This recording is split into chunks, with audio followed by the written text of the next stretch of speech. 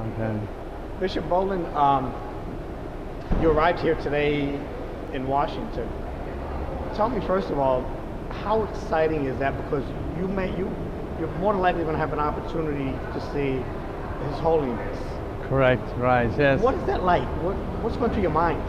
Well, what's going through, it was coincidental in a way. As we landed at the National Airport in Washington, D.C., around the same time, the Pope was landing in Andrews Air Force Base.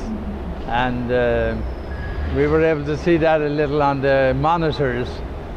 He's been greeted by President Obama and Mrs. Obama and the two children and Vice President Obama, and then some of the bishops came forth. Archbishop Kurtz, who's the president of the conference. And it was just all very moving that here is this kind of person representing all of the Catholic faith throughout the world, and he's coming to the United States for the first time in his life. He has never been here before. And so I'm wondering what's going through his mind as he sees Washington and New York and Philadelphia coming from Argentina as he did himself. It's going to be a completely new world, and he's probably more excited than I am. Let me ask you this also. Just reframe you here. What are some of the things that first of all, you made the trip up here. What are you hoping to see, or will you get a chance to see the Pope? Or I may or may not. I think there's so many bishops here and such big crowds here. It's going to be a matter of chance whether you'll meet him or not. Although as a bishop I have a better opportunity, so it may happen, and I'll be delighted if it does. Yes. Have you met the Pope before? I've met Pope John Paul II and Pope Benedict XVI, but I've never met Pope Francis. So for his being the first time coming to America, and possibly your first time seeing him right, in person, how exciting is that? Oh, that's very, it's very meaningful. It's kind of, it's exciting in a peculiar type of way. It's not so much emotional attraction, but the fact that you're near someone or hearing someone in person who is having such an impact on the world. Every time he says something, it's very profound, but it's very simple. And he is like not only talking to the bishops and the priests, but he's talking to the world and to all different faiths. That it's time for us to look at the world that we have and what a gift it is and how we must take care of it. And then he also talks to the people who are marginalized. He wants the church to return in a very strong way to taking care of the poor and the disenfranchised. He says the church must image that type of thing in its mission.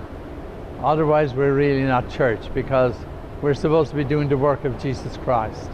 And we look at Jesus and what he did for his people, and that's what the church must be about too. Now you served as bishop for the Archdiocese in Savannah, correct me if I'm wrong? Correct, for the Diocese of Savannah. For how long? From 1995 to 2011, for 16 years. Okay. And you retired then? I retired at that time, and I became what they call the Bishop Emeritus. And at the same time that I retired, Bishop Hartmeyer became the bishop, my successor. Now, we originally had thought you may be at the White House, but exactly what are your plans? What will you be involved in while you're here? Now, tomorrow I'll be involved in going to St. Matthew's Cathedral for midday prayer with the Pope. He'll be there with all the bishops who are here. And after that we will go to the National Shrine of St. John Paul II, not only to see the shrine, but the Knights of Columbus or Knights of Malta are going to give us lunch, which we will look forward to.